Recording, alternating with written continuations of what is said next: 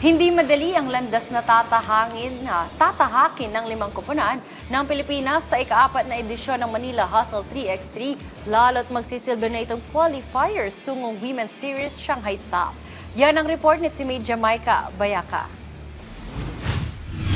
Magtatapat-tapat ang mga Pinay bowlers sa Filipino Women's 3x3 International Invitational ngayong Pebrero. Kabilang sa mga lokal na koponan ang Gilas Pilipinas Women's Suns at Stars, Eurotex Dream at Tibay at Pilipinas Agilas. Pangungunahan ni Season 1 MVP Casey De La Rosa ang Gilas Pilipinas Women's Suns kasama sina Mika Cacho, Gabby Bade at Cheska Apag. Ayon kay De La Rosa, bagamat may pressure bilang host country, pinagtuunan ng team ang conditioning at chemistry na anilay magiging susi ng kanilang tagumpay. Yung una naming talagang pinagandaan is yung conditioning namin kasi super need yan sa 3x3.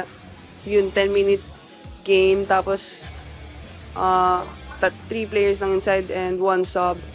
So, siguro yun yung pinakauna namin pinagandaan, yung conditioning. And of course, yung chemistry din namin inside the court para alam namin how to move inside the court with each other. Before, parang, di ba, we had a close, parang lahat ng games namin, super close games. Siguro, don't stop lang until mag-buzzer. Kasi yun talaga yung magsisay kung panalo ba kayo or what.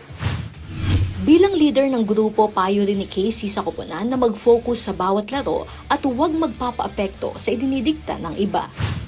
I'm always telling them na enjoy the game lang.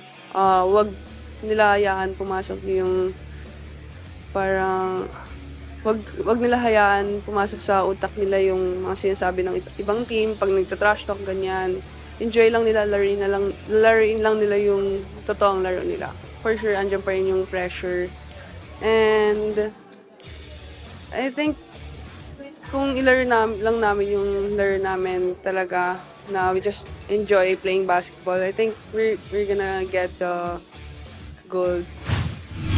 Samantala, binubuo naman ng Gilas Pilipinas Women's Stars na Hazel Yam, Tantoy Ferrer, Jamana Meñano at Ami Espanol. Ang Eurotex Dream ay pinamumunuan ng top-ranked 3x3 player na si Kay Pingol, kasama sina Afril Bernardino, Sam Harada at Renzo Lee.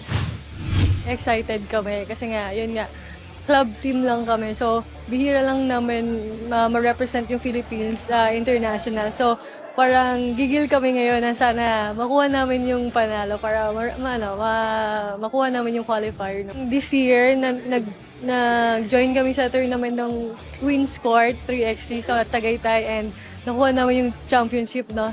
So parang yun, naka-build kami ng confidence. Dire-diretso talaga yung training namin and yung chemistry namin na parang nabuo siya. So parang nakakuha na kami ng momentum doon. So parang yun, excited kami na sana ganun din yung maipakita namin this season.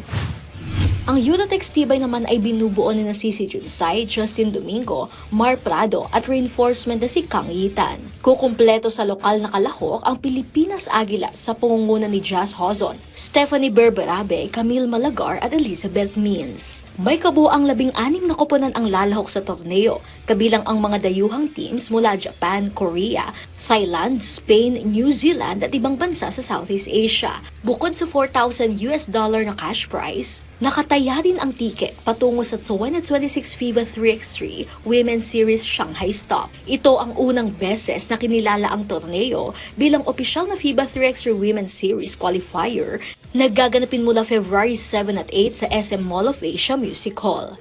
Jamaica Bayaka para sa atletang Pilipino para sa bagong Pilipinas.